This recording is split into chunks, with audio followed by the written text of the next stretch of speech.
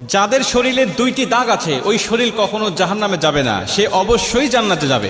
হাদিসটি সহিহ তিরমিজির 1669 নম্বর হাদিস এবং সহিহ আত-তারগিবের 1376 নম্বর হাদিস।